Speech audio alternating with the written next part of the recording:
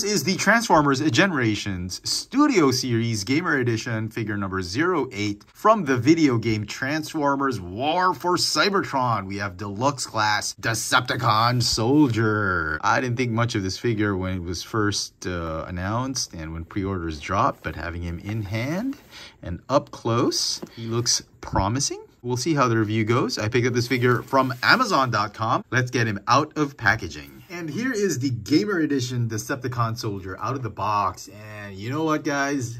He actually turned out better than I thought he would. I was resigned to the fact that it's just going to be just another barricade retool. And I really didn't like that barricade mold. And I honestly did not expect much from this figure. But as it turns out, this figure seems to be the better version of the mold. The colors are great. Plastic quality is still the same. It's okay. But the silhouette, the aesthetic, the whole overall design and redo of the mold, I think suits this figure much better than that barricade figure. Let's take a closer look at the details of this new Gamer Edition Decepticon Soldier. Head to toe, the figure stands at about 13 3/4 centimeters tall, or about 5 3/8 inches tall. For some size comparisons, here he is with a couple of other Deluxe class figures from the Legacy United line. From the 5-pack, we've got Trailbreaker and Hound. So he's a pretty decent sized Deluxe class figure. And just so we can appreciate the scale of this figure, here he is with Voyager class Nemesis Bridge Dramatic Capture Series in Megatron. Now the figure only has one accessory, and that's his blaster. It's identical to what Barricade had. Now this figure is essentially a heavy retool of that Gamer Edition Barricade. You can still plug in the blaster on his right forearm clips on his back, but they've given him brand new kibble. There's panels on his back, the side panels on his legs, the backpack are all brand new. The head sculpt is brand new, but for all intents and purposes, the arms, the blaster, the legs, the torso, wheels are essentially barricades. And if you didn't like that figure, you're not going to like this one. But if you love that figure, I think you're going to love this figure even more. He poses extremely well, much better than Barricade. And the colors on this figure, I mean, you've got just plain bland putty clay gray plastic for this figure, but he's got some purple highlights here on the headlamps. He's got the Decepticon logo. He's got that orange face and a ton of this mint avocado green that he has on, and it just makes the figure pop. And I honestly think this is the better version of the mold.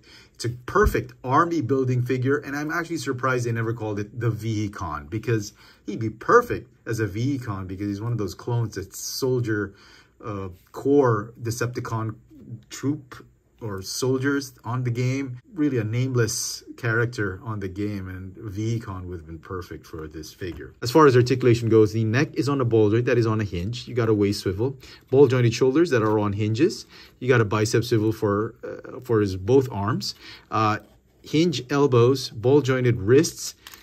He's got ball jointed hips that can't really do the splits, can kick forward, backward, thigh swivel, hinge knees, and the feet can move up because of transformation. No rocker tilts, unfortunately. As far as plastic qualities goes, it's exactly the same as the Gamer Edition Barricade. If you didn't like that quality of plastic, you're not going to like this one, but if you were okay with it, you're going to be okay with this one. So transformation, you're going to pop the forearms and rotate the fist, fold it inward, pop it back in.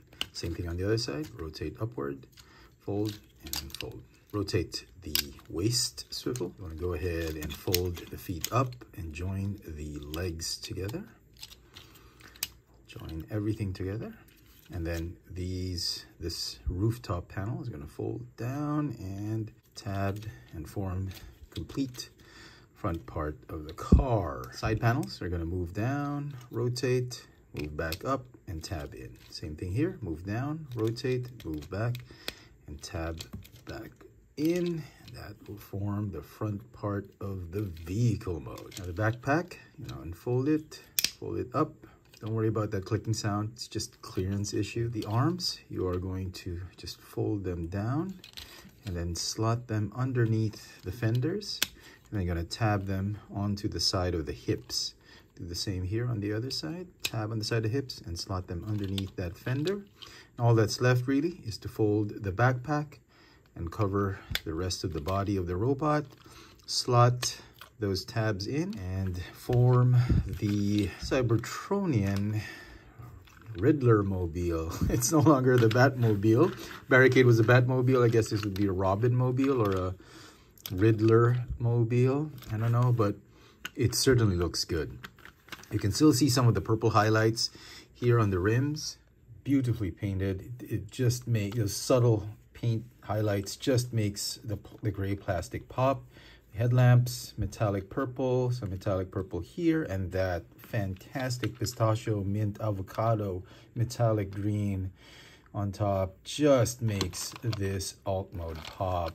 I wish they could have added more paint like here on the side, maybe some more on the top, but I think the budget had already been spent. Nevertheless, it is a very, very cool looking Cybertronian Decepticon drone. Possibly a Vehicon. I'm really digging this as a Vehicon. For comparison, in vehicle mode, here we have two other deluxe class figures. We've got the Studio Series 86 Brawn and Kingdom War for Cybertron Trilogy Sideswipe, and he is huge in alt mode, as you can see right there. Feels like a Voyager class figure. The weapon, obviously fit right here, just like Barricade. Look at the size of him in his vehicle mode. And so some final thoughts on this Gamer Edition Decepticon Soldier. I think it is a big improvement from that Gamer Edition Barricade.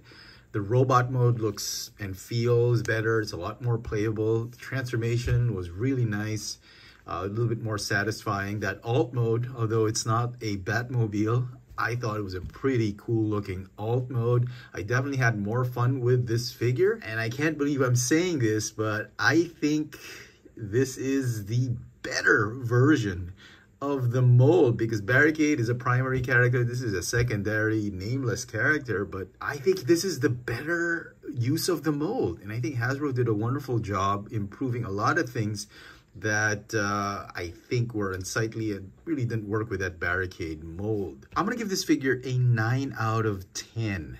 Definitely an improvement, definitely better than Barricade. Let me know what you guys think of this Transformers Studio Series Gamer Edition Deluxe Class Decepticon Soldier from the video game War for Cybertron. Hit that notification bell so you never miss out on any of my latest video reviews. And if it's your first time here, please subscribe. Thanks for watching.